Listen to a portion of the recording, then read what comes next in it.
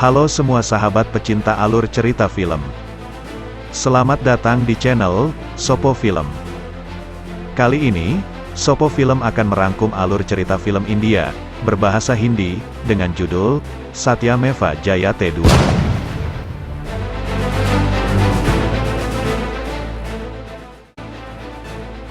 Film yang dirilis tahun 2021 ini disutradarai oleh Milaf Shafari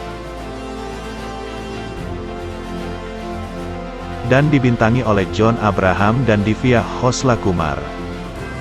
Film ini berkisah tentang seorang menteri dan polisi bersih, yang menjunjung tinggi nilai keadilan, yang membasmi para koruptor dan para penjahat, dengan caranya sendiri, dan tanpa belas kasihan. Tetapi ia harus membunuh sahabat ayahnya, yang menjadi ayah mertuanya sendiri. Bagaimana keseruan alur cerita filmnya? Yuk kita langsung ke alur filmnya. Namun sebelum itu, bantu like, komen, subscribe dan share ya. Jika sudah, yuk langsung ke cerita alur filmnya.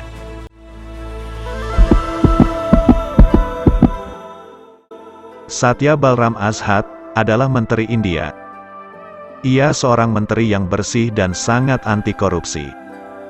Satya mengusulkan rancangan undang-undang anti korupsi. Akan tetapi rancangan undang-undangnya ditolak oleh seorang menteri bernama Yashwan.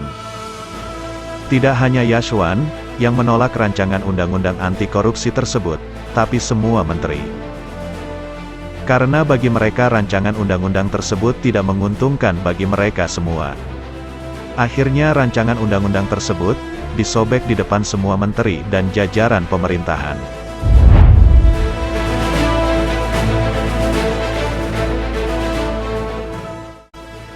Satya memiliki seorang ibu, bernama Suhasini. Ibunya sudah terbaring sakit, dan tidak sadarkan diri selama 25 tahun. Setiap hari, Satya selalu berharap agar ibunya bisa sembuh dan sadar kembali. Satya mendatangi monumen, yang berdiri tegak patung ayahnya. Monumen itu adalah simbol perjuangan rakyat miskin, untuk mendapatkan keadilan, dan pemerintahan yang bersih bebas dari korupsi. Satya bersumpah akan menegakkan keadilan untuk rakyat kecil yang terampas haknya, karena ia gagal mewujudkan rancangan undang-undang anti korupsi, dan akan meneruskan perjuangan ayahnya bagi rakyat. Di depan patung mendiang ayahnya, Satya bersumpah akan membunuh para koruptor dan para penjahat, untuk meneruskan perjuangan ayahnya. Pas di depan kuil, ada seorang gadis. Ia melihat seorang anak kecil sedang dipaksa untuk mengemis oleh seorang pria. Gadis itu terus melihat dan merasa kasihan. Akan tetapi, ia tidak bisa berbuat apa-apa. Gadis itu hanya bisa menyaksikannya saja. Dan terus berjalan, sambil lengah, sehingga terpeleset dan jatuh dari sebuah tangga, hingga kepalanya terluka parah. Dan langsung dibawa ke rumah sakit oleh ibunya. Akan tetapi, para dokter dan pegawai rumah sakit libur. Mereka sedang mengadakan aksi demo mogok kerja massal. Sehingga nyawa gadis itu tidak terselamatkan.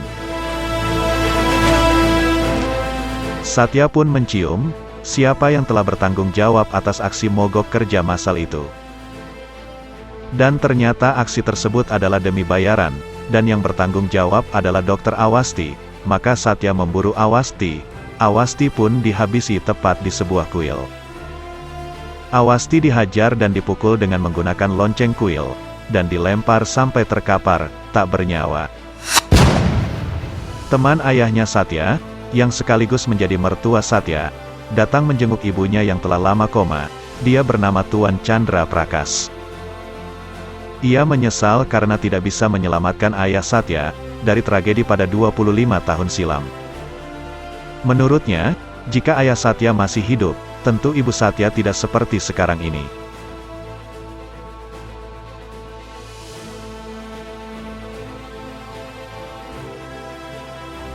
Ling berganti pada seorang polisi, dia adalah Jay. Jay adalah seorang polisi yang gagah perkasa, ia polisi bersih yang selalu melawan para penjahat dengan mudah, meski jumlah mereka banyak. Jay dan Satya, ternyata mereka adalah saudara kembar. Mereka berdua sama-sama menjunjung tinggi keadilan dan mengambil kembali hak-hak rakyat kecil yang terampas. Jay ditugaskan oleh kepala polisi untuk menangkap pelaku pembunuh Awasti. Di saat itu pula Satya menelepon Jay. Satya menyamarkan suaranya agar Jay tidak mengenali suaranya. Satya mengaku yang membunuh Awasti dan menjelaskan mengapa ia membunuhnya. Karena Satya ingin menegakkan keadilan dan membuat para koruptor dan para penjahat agar takut dan tidak mengulangi perbuatannya lagi yang merugikan banyak korban.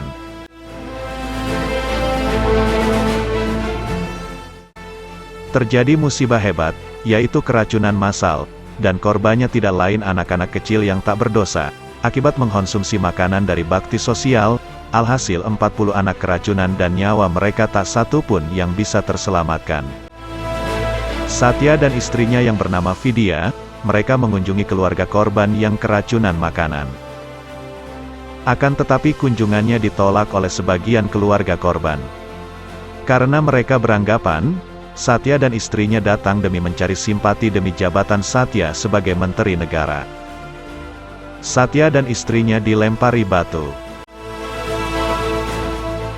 Dan ada sebagian dari mereka yang melindungi dan menasehati para keluarga korban, karena, sebagai seorang muslim tidak diajarkan menghakimi atau menyakiti orang, yang belum tentu bersalah. Akhirnya amarah mereka pun mereda. Satya sangat marah dan mengancam Menteri Prasad untuk mengundurkan diri dari jabatannya, karena atas tindakan Prasad, sebagai penyuplai makanan yang mengakibatkan banyak nyawa anak kecil yang melayang akibat keracunan makanan tersebut. Akan tetapi Prasad dan temannya membantah dan menantang Satya. Satya pun geram dan mengatur siasat untuk menghabisi mereka berdua. Akhirnya waktu pun tiba, sebuah mobil yang dikendarai oleh Prasad dan temannya itu sedang melintas, langsung dihentikan paksa dan mereka pun ditangkap dan disekap Satya. Keduanya dipaksa untuk makan makanan yang sama yang dikonsumsi anak-anak yang tewas menjadi korban oleh ulah mereka. Mereka pun memakannya dan akhirnya tewas keracunan.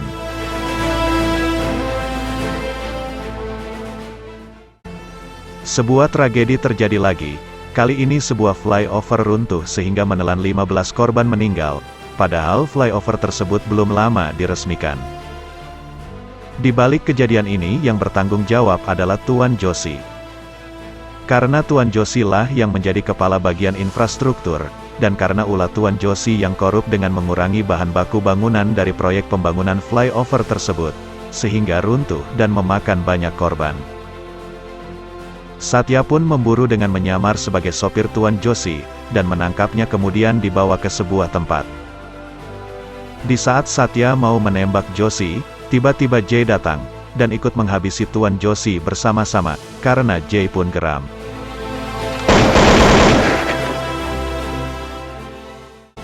Ada seorang pengemis kecil, yang dipaksa untuk mengemis oleh seorang preman. Jika tidak mendapatkan banyak uang dari hasil mengemisnya maka akan dipotong kakinya, dan akhirnya anak kecil tersebut memilih mengakhiri hidupnya. Satya mengetahui preman yang menyebabkan terbunuhnya pengemis kecil itu, kemudian mendatangi dan memberi pelajaran kepada preman itu, akhirnya preman tersebut terkapar.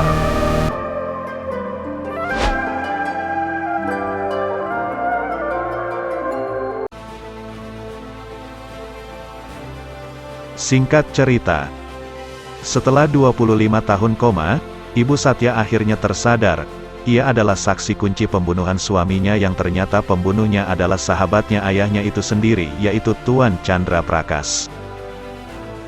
Suhasini terkejut melihat kedua putranya sudah tumbuh dewasa, dan wajah mereka mirip sekali dengan sang ayah. Satya dan Jay membawa ibunya ke monumen ayahnya. Di sana hanya bisa menangis meratapi kematian suaminya. Setelah itu Suhasini memberitahu kedua anaknya, jika pembunuh ayah mereka adalah Tuan Chandra Prakas, Satya siap balas dendam dengan membunuh ayah mertuanya. Sementara Vidya siap menerima apapun hukuman yang harus diterima oleh ayahnya. karena ayahnya telah melakukan sebuah pembunuhan. Chandra Prakash membeberkan alasan kenapa ia membunuh Dada Saheb. Chandra Prakash menginginkan kekuasaan dan yang memanfaatkan kematian Dada Saheb untuk menaikkan popularitasnya guna mendapatkan kedudukan. Setelah itu Tuan Chandra membawa Satya dan Jay menemui ibunya yang sudah terlebih dahulu disandera oleh Chandra Prakash. Chandra menyiapkan permainan kematian untuk Satya dan Jay, ia memaksa mereka berdua untuk berbaku hantam. Jika tidak maka Chandra akan membunuh ibu mereka, alhasil Jay terpaksa saling baku hantam dan mereka kemudian babak belur hingga jatuh pingsan. Ketika matahari terbit, Vidya datang dengan membawa ratusan petani bersenjatakan bajak dan cangkul. Mereka menyerang tentara bayaran Tuan Chandra. Satya dan Jay kemudian tersadar dari pingsannya. Tuan Chandra terdesak dan melarikan diri menggunakan helikopter. Satya dan Jay mengejar dan mereka berusaha untuk menahan gerakan helikopter yang akan terbang itu. Tentu saja mereka tidak bisa menahan lebih lama. Ibu Satya kemudian berdoa dan yang terjadi kemudian. Satya dan Jay mendapatkan kekuatan dari doa seorang ibu, mereka berdua merasakan ayahnya hadir di tempat itu untuk membantu. Alhasil, sekarang ada 3 pemuda berwajah kembar yang menahan laju gerakan helikopter. Helikopter itu kemudian berhasil dihentikan. Satya dan Jay kemudian menghajar Tuan Chandra dan melemparnya. Setelahnya, ratusan simpatisan pengikut setia Dada Saheb memukuli Tuan Chandra hingga tewas. Film pun berakhir. Yang sudah menyimak alur cerita filmnya, semoga terhibur, dan bisa mengambil hal-hal yang baik dan buang yang buruknya. Semoga teman Sopo Film sehat dan sukses selalu.